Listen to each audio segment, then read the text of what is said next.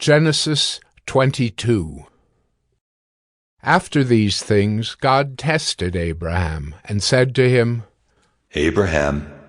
And he said, Here am I. He said, Take your son, your only son Isaac, whom you love, and go to the land of Moriah, and offer him there as a burnt offering on one of the mountains of which I shall tell you. So Abraham rose early in the morning, saddled his donkey, and took 2 of his young men with him and his son Isaac. And he cut the wood for the burnt offering, and arose and went to the place of which God had told him.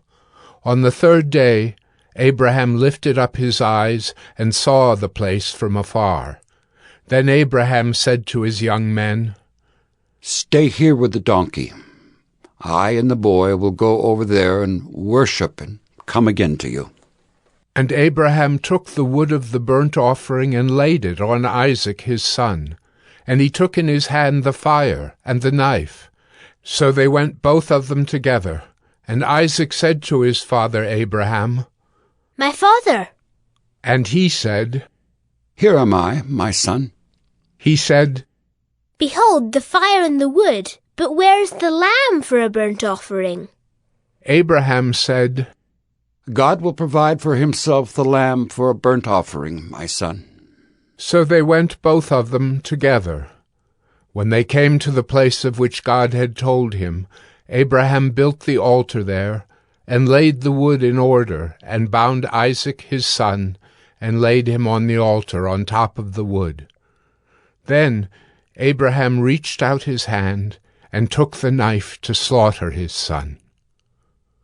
But the angel of the Lord called to him from heaven and said, Abraham, Abraham! And he said, Here am I. He said, Do not lay your hand on the boy, or do anything to him, for now I know that you fear God, seeing you have not withheld your son, your only son, from me. And Abraham lifted up his eyes and looked, and behold, behind him was a ram caught in a thicket by his horns. And Abraham went and took the ram, and offered it up as a burnt offering instead of his son. So Abraham called the name of that place, The Lord Will Provide. As it is said to this day, On the mount of the Lord it shall be provided. And the angel of the Lord called to Abraham a second time from heaven, and said, By myself I have sworn, declares the Lord, because you have done this, and have not withheld your son, your only son.